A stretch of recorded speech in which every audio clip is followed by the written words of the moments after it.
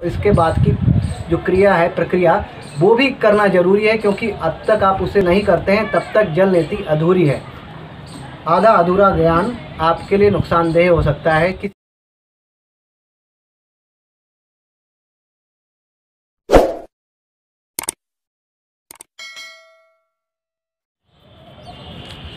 नमस्कार। धौतिर्बस्ती स्थिता नेति लौलिकी त्राटकम तथा कपालभातिश्चैतानि षट्कर्माणि समाचरेत्। योग विद्या में इन षट्कर्म के बारे में बताया गया है जो शरीर का शोधन करते हैं, यानी कि प्यूरिफिकेशन। धौति, नेति, वस्ती, त्राटक, लौलिकी यानी कि नौली और कपालभाति। आज नेति के बारे में बताएंगे आपको, नेति कैसे करना है। नेति के लिए मैंने जब कभी किसी को बताया, उसने पहले मुंह बनाया और मुझसे पूछा कि ये करेंगे कैसे। एक नाक में पानी खींचना है और दूसरी ओर से पानी निकालना है, ये तो बहुत कठिन है। तो मैंने कहा ये बिल्कुल भी कठिन नहीं है। दरअसल ऐसा है कि आपको पानी खींचना नहीं होता है, ये बहुत ही सरल है। आप एक ओर से पानी डालते हैं और यहाँ पर कट है और पानी दूसरी ओर अपने आप ही निकलता है। नेति नासिका मार्ग की सफाई करने का एक षट्कर्म का भाग है। ये बहुत ही सरल है, बस इसको समझने की आवश्यकता है। नेति करने के जो फ़ायदे हैं उनके बारे में अगर हम जानें तो ये नासिका मार्ग साइनस एरिया है, वो आसपास का जितना भी कफ है वो उसे साफ़ कर देता है और उसके बाद नासिका मार्ग पूरी तरह से इसकी सफाई हो जाती है और फिर सांस प्रश्वास यानी कि सांस लेने छोड़ने में कोई भी बाधा महसूस नहीं होती है। सर्दी जुकाम में तो ये बहुत ही लाभकारी है, क्योंकि सर्दी जुकाम में सांस लेना थोड़ा सा मुश्किल होता है, तो इस एरिया की ये सफाई कर देता है। नासिका क्षेत्र से संबंधित, श्वसन तंत्र से संबंधित दमा, ब्रोंकाइटिस, निमोनिया का उपचार करने में ये सहायक सिद्ध होता है। जल नेति आँख, नाक, कान से संबंधित, गले से संबंधित जो समस्याएं हैं उनमें लाभकारी है। अगर इसका अभ्यास रोज़ किया जाए तो आँखों की रोशनी सही रहती है, नाक का क्षेत्र खुला रहता है, कान से संबंधित समस्याओं में भी ये लाभकारी रहती है, क्योंकि जितना शरीर के लिए पोषण की आवश्यकता है उतने ही उसकी सफाई की आवश्यकता है और इसके लिए षट्कर्म बहुत ही उपयोगी है।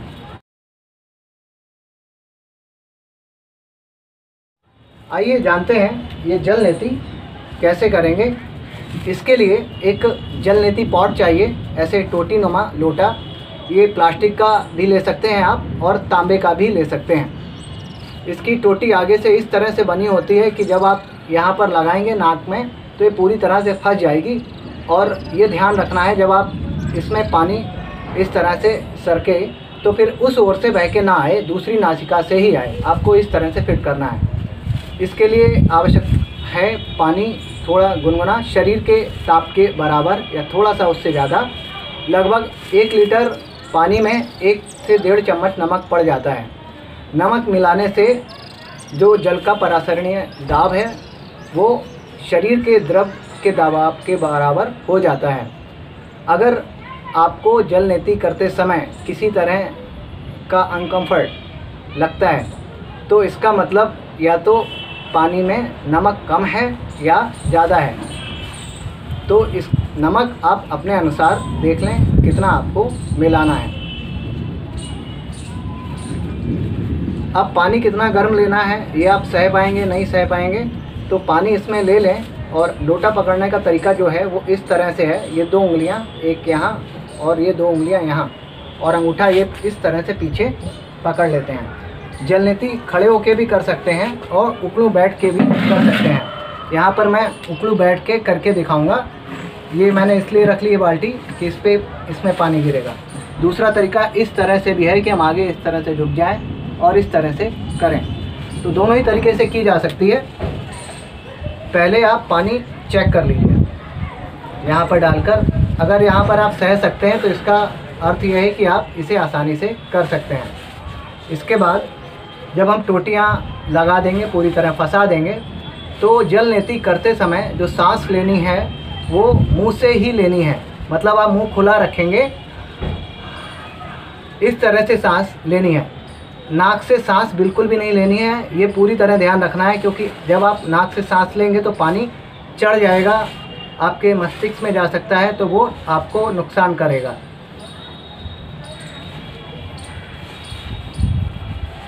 इसको इसमें फिट करके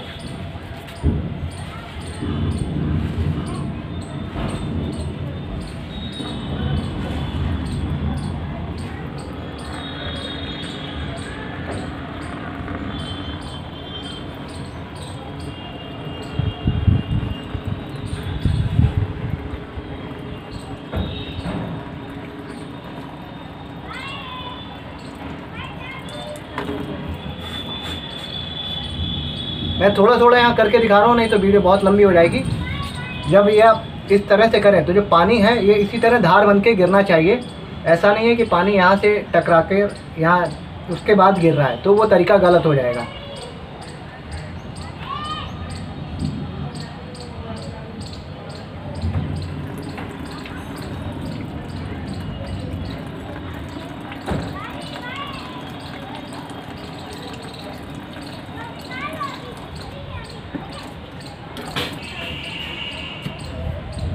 बीच में आप नाक को छिड़क कर साफ़ कर सकते हैं। तो वैसे ये इतना लोटा पूरा एक ओर से करना चाहिए। जब ये नासिका मार्ग पूरी तरह से साफ़ हो जाता है तो सांसों का आवागमन बहुत ही सरलता से होने लगता है। और इसके मानसिक फ़ायदे ये हैं कि टेंशन, डिप्रेशन, चिंता और क्रोध जैसी स्थिति शांत होती है, मन शांत होता है, ये हिस्सा पूरी तरह से हल्का हो जाता है और बहुत अच्छा महसूस होता है। आध्यात्मिक लाभ इसका आज्ञा चक्र के लिए है। आज्ञा चक्र के जागरण में ये सहायक क्रिया है, क्योंकि अब आप इसे कर चुके हैं तो इसके बाद जो सावधानी है वो जान लेना बहुत ज़रूरी है। और इसके बाद की जो क्रिया है, प्रक्रिया, वो भी करना ज़रूरी है, क्योंकि अब तक आप उसे नहीं करते हैं तब तक जल नीति अधूरी है। आधा अधूरा ज्ञान आपके लिए नुकसानदेह हो सकता है, किसी के लिए भी नुकसानदेह हो सकता है, क्योंकि अब इसे करने के बाद जो जल है वो यहाँ पर थोड़ा रुक जाता है, यहाँ पर जो खोखला स्थान है, तो उससे स्थिति में आपको जल निकालना आना चाहिए। आप सीधे खड़े होकर एक नासिका को बंद कर कर कपालभाति का अभ्यास करना है 5 से 10 बार।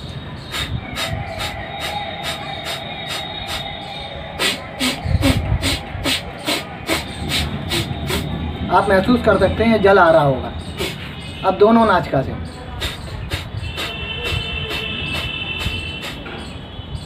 इसके बाद लगभग 90 डिग्री एंगल पर आगे झुककर राइट नॉस्ट्रिल को बंद करके राइट तरफ गर्दन को झुकाकर कपालभाति का अभ्यास। मतलब कि सांस छोड़ने पे आपका ध्यान ज़्यादा रहेगा, लेने पर नहीं।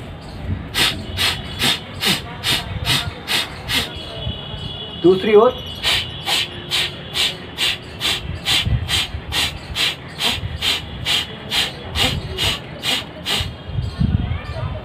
दोनों हाथ नीचे करके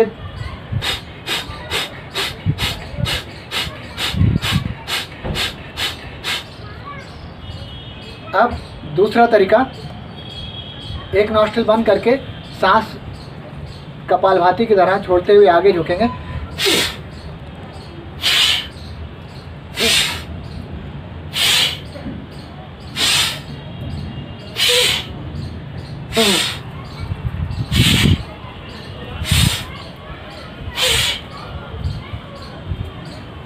इस क्रिया के बाद थोड़ी देर पर्वत आसन में आ जाएंगे। इसी अवस्था में रुकें। इसमें भी कपालभाति करेंगे।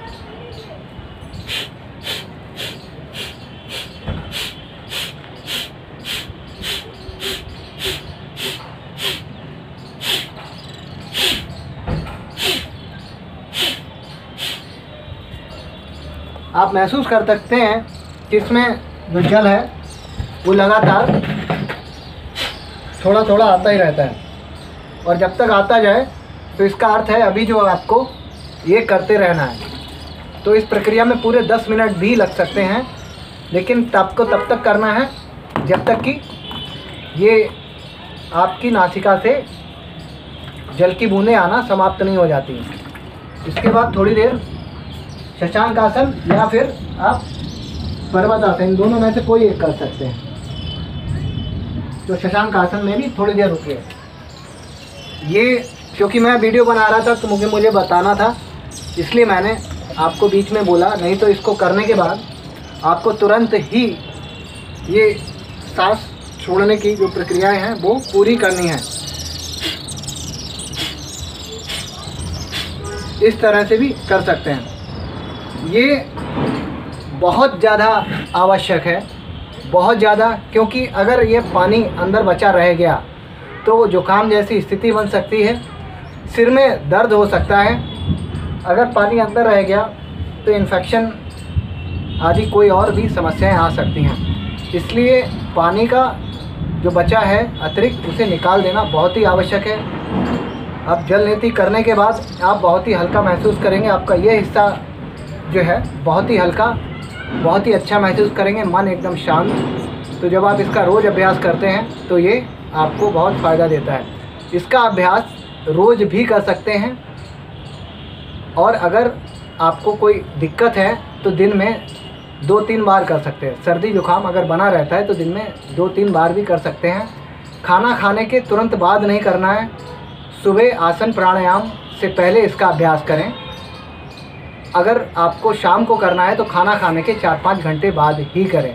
ये विशेष है, इसका ध्यान रखें। जल नीति का जो अभ्यास है, अगर आप सिर्फ हफ्ते में 2 बार भी करेंगे तो भी वो पर्याप्त होता है। आप अगर जल नीति पॉट ख़रीदना चाहते हैं तो मैं डिस्क्रिप्शन में लिंक दे दूँगा। आप तांबे का या फिर ये प्लास्टिक का भी ले सकते हैं। इसके बाद अगला मेरा अभ्यास जो होगा वो रबड़ नीति का होगा। वो मैं बताऊंगा आपको किस तरह लाभकारी है। कि नाक की हड्डी टेढ़ी हो गई है, होती है किसी की, तो उसमें किस तरह काम आता है। साइनोसाइटिस, सर्दी जुकाम तो ये जल नीति से ही सही हो जाते हैं। एलर्जी ऐसी जो समस्या है वो भी जल नीति करने से उसमें बहुत लाभ मिलता है।